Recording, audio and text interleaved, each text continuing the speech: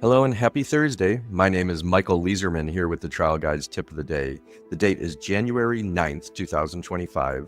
And our tip today comes from Philip Miller and Paul Skopter's book, Advanced Depositions, Strategy and Practice. You should run focus groups so that you know the best way to present your case to the people who really matter the most, the jury. Run focus groups before discovery is started and before structuring your trial presentation. That way you will know who they want to hear from, what they want to see, and what the juror proof is. Only then are you ready to win in today's climate. Yeah, so the role of focus groups and when to do them. I like to do lots of focus groups in my cases. This serves many purposes. One of them is it just forces me to choose a theory, lets me test theories. It forces me to get graphics in order instead of putting it off because I need to have it ready for this focus group. That's a very practical part of focus groups.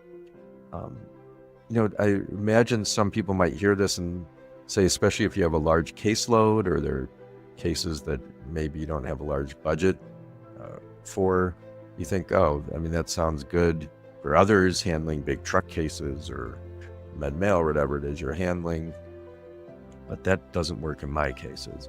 And I'd say that focus groups don't have to be expensive and they don't have to be formal. You can do informal focus groups. You can gather a focus group and present, 8 different cases on a day, doing them in hour chunks. I'm sure if that's ideal, and some people might say, well, they've already heard other cases. Maybe by the time you get to the last one, they're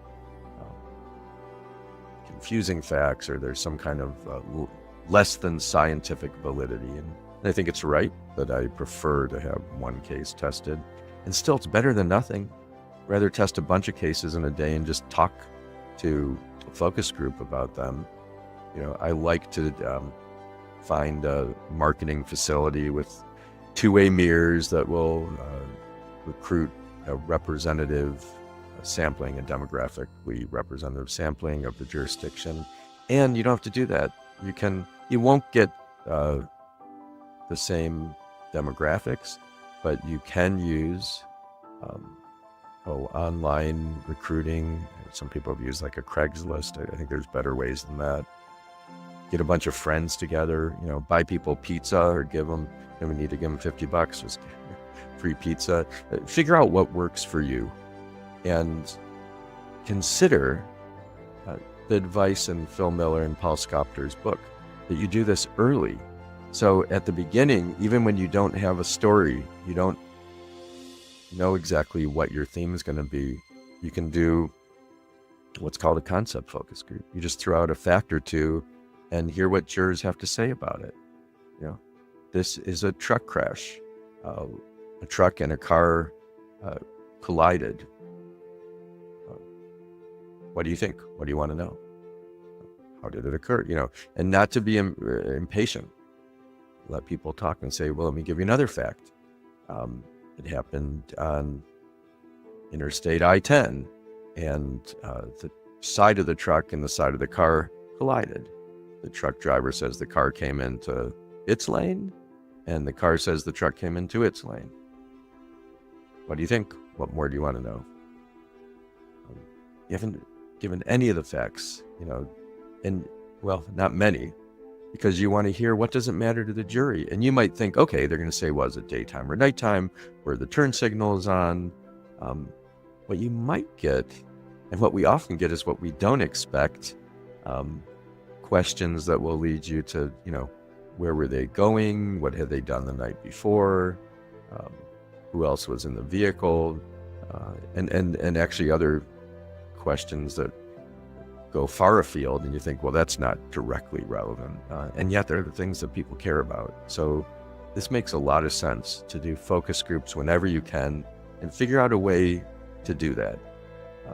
At the very least, make sure you're asking non-lawyers. And I find paralegals and other staff are great for this, though many times you have to let them know and you have to demonstrate that If they have thoughts, beliefs that are negative toward the case, you're not going to hold that against them because you really want candid thoughts. Well, what do you think, and what would you want to know? If you think our client has some fault, why? And really explore that and really care about that. So again, focus groups, and do them early. Let that help guide your discovery. Let's take a deep breath together and be grateful to be alive this Thursday. May the work that we do today help reduce suffering in the world. May the work that we do exemplify law at its finest, law as a guiding and unifying force in society. May we fiercely and compassionately advocate and champion our clients' causes. I'm going to ring a bell 3 times now. This can take you into a meditation practice, a prayer practice, or just let the sounds wash over you. May you hear the sounds, let them penetrate into you.